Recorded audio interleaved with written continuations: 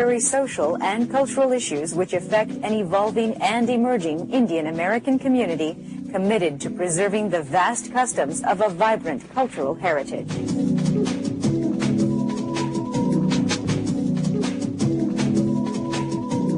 Hello and welcome to Darshan America. I'm Dinesh Verma, filling in for Ramesh, who's off this week. And I'm Aastha Verma.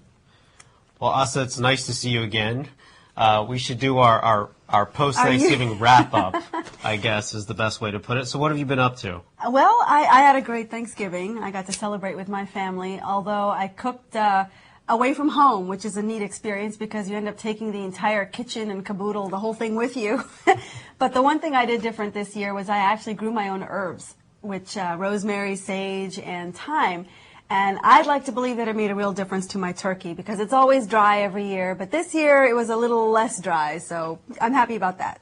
Well, that's great. And you spent your Thanksgiving away from home as well. We did. We decided to take a trip to Disney World this year, and we had a fabulous time. That's the way to do it. Yeah. We spent 6 days down there, took the kids. The weather was perfect, beautiful, and we spent our Thanksgiving in Disney World.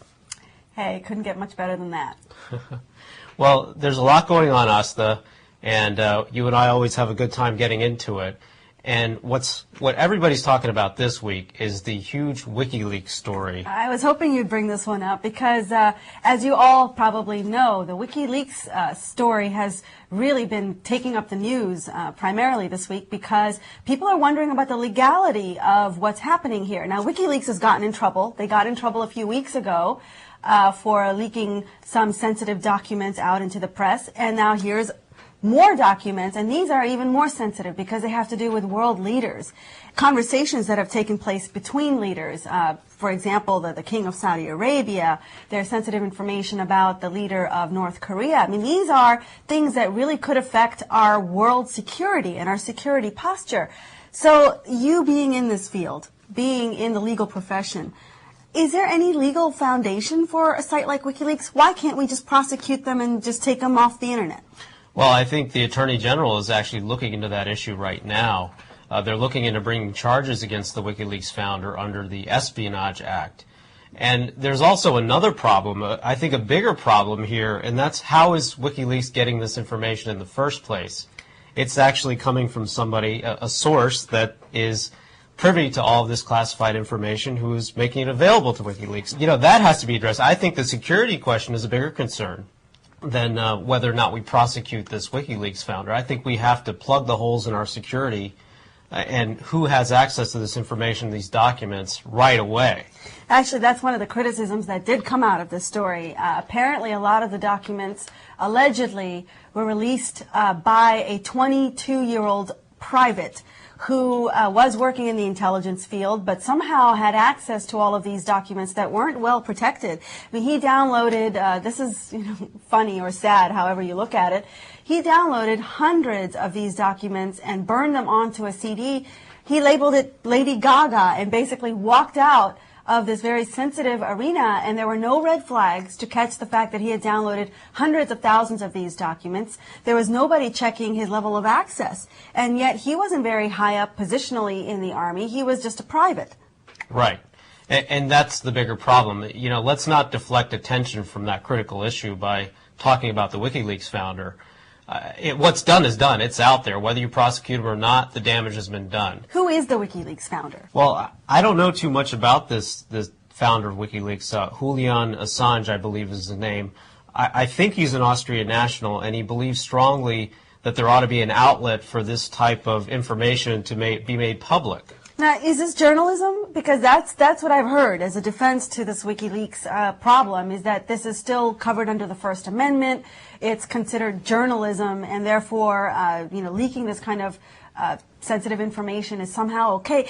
I fundamentally don't believe that because there is a national security threat that's at stake here. I agree with you, frankly. I don't think you can hide behind the First Amendment here. I think the national security interest always tends to weigh much heavier when that issue is litigated in court. So I think that's national security is going to trump the First Amendment in this case, in my opinion. I think it should. Moving on, folks, a lot of you may have seen a very interesting cover of Newsweek this week, and if it looks familiar to you, it should, because President Barack Obama is depicted none other than the Lord Shiva in his famous dance posture where he's juggling many things at once. Of course, the person who put the cover on Newsweek was trying to make that same point, that here is a man who's literally juggling everything from trying to balance the budget to trying to bring world peace to solving the healthcare and the economic crisis. And I thought it was sort of an interesting take. Now, of course, the cover comes out, and the first thing that happens is the Indian American community and other communities at large, you know, there was a lot of buzz, a lot of chatter. Some were offended. Me personally, I wasn't offended. You know, he just came back from India, and India has been very heavy in the news. It's now culturally very heavy in the United States. Bollywood is popular. So why not just, you know, sort of take that image that's become very popular and tie it to a man who's literally struggling to do all of this stuff?